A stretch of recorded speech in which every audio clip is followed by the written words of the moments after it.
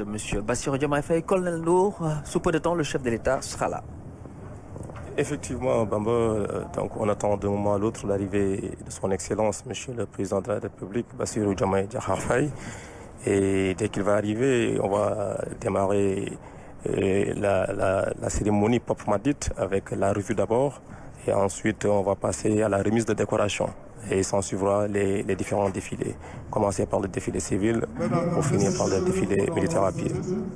Voilà, donc le chef de l'État qui sera bientôt là. Ensuite, il va saluer le drapeau, l'exécution de l'hymne national, faire la revue des troupes et venir donc être installé à la tribune officielle et procéder aux décorations. Là, vous voyez les premières dames, Madame Marie-Khone Faye et Madame Absa Faye, les épouses du chef de l'État, chef suprême des armées, qui sont là, installées à la tribune officielle, qui attend donc le chef suprême des armées. kon bokk El Hadj Mbaye Pekh ñi ngi xaarandi njiitu réew mi du yàgg lool mu yegg si. waaw moom la ñuy nekk fi la dëkk nag xam nga njëga ñaaw mi ngi nii waaye tubaarkàlla tey li ëpp solo wax naa ni war na sant yàlla bu baax ndey mi ngi koy seetaan bàyyi mi ngi koy seetaan mais Amadou Bamba loolu daw na yaram de. sa doom yéeg tey ci oto bi ñu fëgg mbangu ci mi ñëpp toog ñu xool ko nga jàkkaarloog moom ba pare sa course sa peri course di ñëw ci moom nga di ko ñaanal kooku mooy Bassirou Diomaye Diakhar Faye buur falul boppam yàllaa koy fal léegi mu yegg si mbooloo mi ngi ni tekk di ko xaar yàlla mooy def xam nga garab gay def penc law bi du ko xam ba di ko gor yàlla noppi na léegi mu yegg si nag bu yegg see nag ba ñu tatagal ko mu ànd ak premier ministre Ousmane Sonko mi mu yàggal lool tubaarkalla ànd ci ngoone ba mag di leen dab nii loolu am na solo ànd bi yàlla na yàgg amiin donc on aura le trajet du chef de l'État. On aperçoit quelques images avec les équipes présidentielles qui vont suivre le chef de l'État du départ jusqu'à l'arrivée ici à la tribune officielle, comme ça se fait donc avec le circuit présidentiel. Tout à fait. Donc nous apercevons déjà au niveau de la zone d'attente les autorités qui l'attendent. Nous avons là-bas le Premier ministre, M. Ousmane Sonko. Nous apercevons également le ministre des Forces armées, le chef d'état-major général des armées, mais également le général Birame Diop. Nous avons le chef d'état-major général des armées, mais aussi le haut commandant de la gendarmerie qui sont au niveau de la zone d'attente pour accueillir son Excellence, le président de la République, chef suprême des armées. Et le commande-car est déjà positionné, colonel Ndour? Oui, effectivement, le commande-car est déjà positionné et il va servir de véhicule pour la revue. Et le chef de l'État sera accompagné par le chef d'état-major général des armées pour la revue. Peut-être Bamba nga may ma wax tuuti ci wolof cérémonial bi dafa am solo ndaxte tey dañuy fêter 66e anniversaire suñu indépendance fii ci Thiès mu nekk événement bu am solo boo xamante ne nii thème bi dañ ko tuddee les forces de défense et de sécurité partenaires des Jeux olympiques maanaam naka la l'armée bi di jàppale ñi nga xam ne lañ jox organisation Jeux yi nga xam ne dañ fi am mu am nekk lu am solo Jeux mu ngi am entre le mois d'octobre et le mois de novembre ci at bii nii mu nekk événement boo xamante ne nii Voilà, donc nous voyons le circuit présidentiel, le cortège présidentiel qui est là pour se diriger ici, donc à la place Mamadou Dia, ici à Thiès. Voilà, le cortège présidentiel encadré par l'escadron motorisé de la gendarmerie nationale. Je laisse à vous. Voilà, juste pour continuer un mois, pour dire que lu am solo la loolu ñuy feetu fii nii et loo xam armée dafay am ndër bu muy jouer bu am solo ci wàllum sécurité wàllum logistique maanaam li leen di jàppale ci jumtukaay yu mel ni santé ak ay transport yu ni mel mais tamit dañ leen jàppale pour esprit citoyen bi gën a développé wu ba nga xamante ne nii dañ fi bàyyi benn héritage pour sunu xale yi. donc président mu nekk noonu di ñëw je laisse le colonel Ibrahima Ndiaye. voilà ñu ngi gis cortège présidentiel mu départ jubal si fii si place bi nga xamante ni fii la ñu nekk muy place Mamadou Dia si avenue Camp bi li si am solo ñu gis moto yi nga xamante ni ñoom ñoo ko wër escorte bi nag moom rek moo ko am mooy escorte présidentielle bi bii keneen président rek moom moo ko am. alors boo xoolee tey jii ñu ngi ko wër ñu ngi nekk bokk fi ñuy wax légion de la garde présidentielle ñu gën leen a xam nag si garde rouge ñoom garde rouge parce que boo xoolee yëre yi ñuy sol nga xamante ni dafa inspiré aussi affaire rouge pay yi ñu xool tunique yu rouge yeeg yu mel noonu donc moo tax ñu ngi leen gën a xamee si turu garde rouge ñoom ñooy ànd ak moom indi ko si place bi nga xamante ni moom la ñu nekk di ko xaaral. waaw El Hadj Mbaye. Bamba gaañu ëmb nañ ko gis nga mataar yi ëmb nañ ko nee nañ colonel bi nee na moom rek moom moo am lii. moo dëgg la mooy président de la république Sénégal yëpp tey moom la ñuy déglu. amul ku ko mag amul ku ko jur amul lenn bu doon dox léegi bu waajuroon rombee dañ ko téye ba mu jàll du kenn yàlla gars yi ëmb nañ ko nag mataar yi ëmb nañ ko dañ koy ëmb indi ko soo wàccee nag premier ministre ànd ak moom mu yëg ci oto bi jéer na xool kees ñu wax ko keesu démb kees na meloon kees meloon démb tey ak ni mel tey xam naa maire bi itam mi ngi jàkkaarloo moom Babacar Diop dana kontaan parce que lii ku ne bëgg na ko nag ci sa maire yi yàlla indi ko tey kees yàgg lool xanaa dégg nga Ousmane Ngom dégg nga Caroline Faye fii la dëkkoon tubaarkàlla gars yi ëmb nañ ko président léegi mu feeñ nag léegi mu feeñ gars yi ëmb nañ ko ba ngay feeñ gars yi ëmb nañu doomu Ndiaga Ñaaw bi am na solo li Abdoulaye Mbaye Pekh wax oui am na solo c'est important di wax ni rek président de la république bu xase ba egsi donc dafay ñëw taxaw ñu bu nuyoo drapeau bi ñu tegal ko hymne national du Sénégal su pare nag day def li ñuy wax revue militaire revue bi boo xoolee si suba ba léegi am na ñaari revue jot a am mooy kilifa yi nga xamante ni ñoom la ñu dénk défilé bi ki si njëkk mooy le commandant de zone kooku moom moo yore responsabilité parce que moom moo nekk fii moom la ñu dénk mbir mi fii si Thiès donc bi mu defee revue ba pare boo seetloo bi chef d'état-major général des armées excès moom aussi def na revue boobu parce que si loxoom moom le président de la république teg mbirum daal donc nag moom bu ko weesoo bu mujj bi nga xamante ni moo leen ko dénk ñoom ñëpp muy le chef suprême des armées moom mooy ñëw maintenant def revue bu mujj bi. ma bàyyi ko Colonel Ndour, cette revue des troupes sous peu de temps avant l'arrivée du chef de l'État. Voilà, c'est une phase solennelle très importante de la cérémonie et qu'on va assister de moment à l'autre. Là, on voit l'arrivée des premiers monarques, ce qui signale vraiment l'arrivée imminente du président. Nous voyons toujours le cortège présidentiel là. Voilà. Donc, en tout cas, ce que je voudrais dire, c'est juste revenir sur l'organisation. Et c'est le lieu de féliciter le comité d'organisation administratif de la. Ça a été bien organisé. Bien organisé, mais également le colonel commandant numéro 7, colonel El Hadj Oumar Faye, de même que le commandant de la Légion, colonel Harouna Sarr, ils ont fait un travail extraordinaire. Donc aujourd'hui, quand on voit ce qu'ils nous proposent, on peut bien dire que vraiment ils ont réussi le pari de l'organisation. Ah oui, ça, toutes les populations l'ont constaté, tout le Sénégal l'a constaté.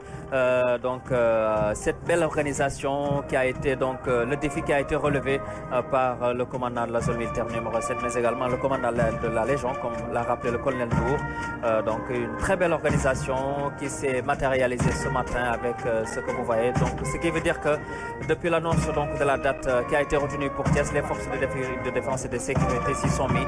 Et là, nous voyons toujours le cortège présidentiel à l'image en train de emprunter le circuit. Là, nous ne sommes plus loin, donc nous sommes juste dans le sens giratoire. Vous voyez l'escadron motorisé, la gendarmerie nationale. Voici le président de la République, son Excellence, Monsieur Bassirou Diomaye Faye.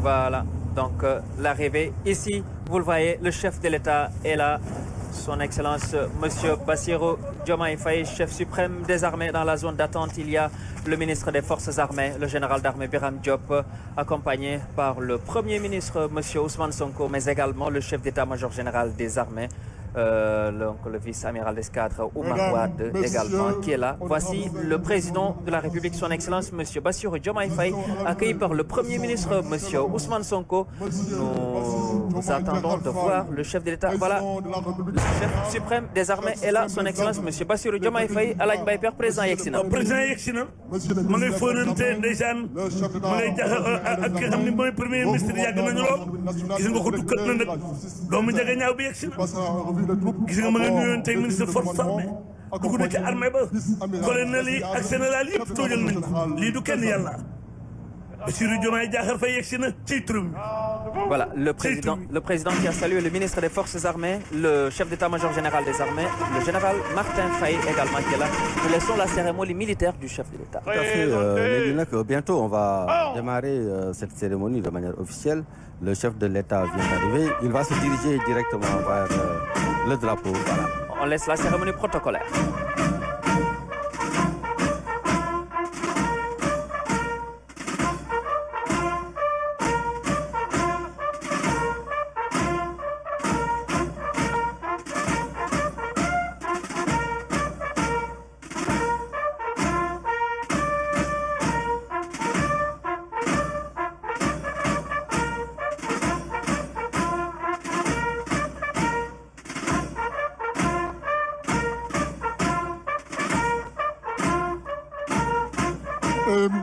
national du Sénégal. Oui, vous l'avez, s'il vous plaît.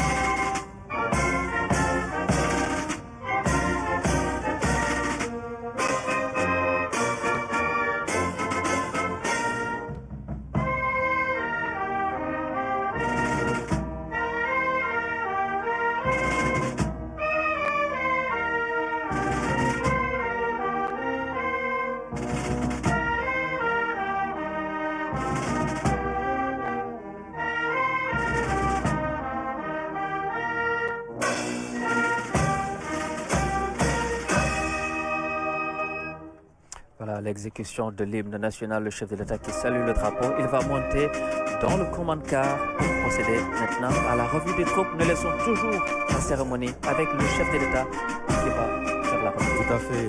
Donc on aperçoit le chef suprême des armées au niveau du command car, accompagné du chef d'état-major général des armées. Comme je le disais tout à l'heure dans le cérémonial, nous avons eu droit déjà à 2 revues des troupes. La première revue a été effectuée par le commandant de la zone militaire numéro 7 qui accueille donc l'événement, à qui on a confié lors de cette organisation. Mais qui le lui a confié? C'est le chef d'état-major général des armées qui également à son arrivée a procédé à la revue des troupes. Et actuellement nous voyons le chef de l'État qui est le chef suprême des armées effectuer la dernière revue. Il est en train de faire le tour pour voir un peu, voilà, tout ce qui a été organisé à son nom. Un peu de tempo musical avant de donner la parole au colonel Ndour et à Sud Alaj Bayper.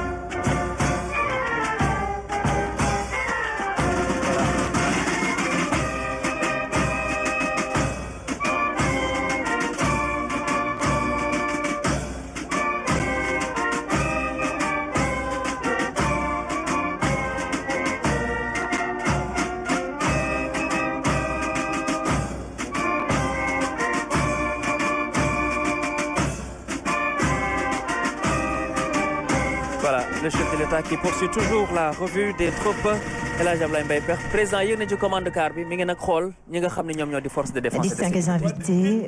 dégg li musique bi wax ñaani bañ na Diallo Mbaba ak Diop Lat Dior Ngoné Latyr Absa Mbourou HCC Dieye Fadi Penda Damel Latukaabe bi mu demee ci Tafsir Mbaba te tuub Tafsir Mbaba wat comme nel mu di ko yalwaanali ca la gëdd burub dalwaa rey ko la ko dalwaa ci kaw gëdd burub saa dugg maanaa rey ko la ko saa dugg maanaa ci kanam gëdd burub kala ko dugg bi mu ñëwee ñaani nag burub ñaani jox ko àndaari dóom ak àndaari bal loolu mooy ñaani bañ na looloo waral lii jib tey ñaani bañ na googu nag lañu rëkkal président de la république Bassirou Diomaye Diakhar Faye bi mu yéegee ci oto bi ñaani bañ na Lat Dior Ngoné Latyr kere bi mu daanoo déqale dafa ne bu ma daanoo da ngeen fay lemp da ngeen dem soldat bi mu daanoo déqale nag c'est la ñu woo mat fas wi maalaw indi ko ndànd ni ko Lat Dior ne woon na doo jéggi raay bi nañ ko indi ba maalaw gis raay bi maalaw jëmee ba jub ndànd ba seen raay bi la fudd sedd guy moo tax maalaw gisul raay bi ñu ne mbañ ko du jëloon nga labba ba doon daal dina ñambaas Lat Dior Ngoné Latyr Absa Mbourou HCC Dieye Fatim Penda Damel Latukaabe calo noddu lat ne yara paarar ten ci ndeela Njaay jaahuñ ba amani Ngoné waga dugg réew moo ko tuddi mu ni maa ko moom Amadou Bamba kooku mooy Lat Dior mu nga kooku mooy El Hadj Abdoulaye Mbaye Pekh kaddu yi am solo l'histoire ci cëslaayu taarixu Sénégal mu di histoire bu am solo ci rek nga xam ne moo di bés bu am solo bu màgg bi di wax ne rek Sénégal dëkk boo xam ne dëkk bu yàgg bañ la tamit loolu nag moo waral li nga xam ne li ñu am yëpp ñu moomal ko suñu bopp ba ci indépendance bi nga xam ne moom la ñuy fête. Colonel Ndour, le chef de l'État poursuit toujours la revue des troupes. Et effectivement, il poursuit la revue. Il faut le dire, la revue c'est un acte de commandement.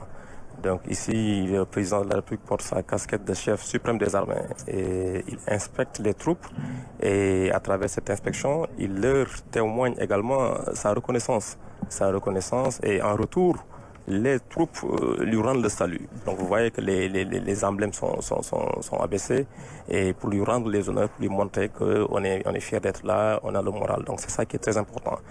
Donc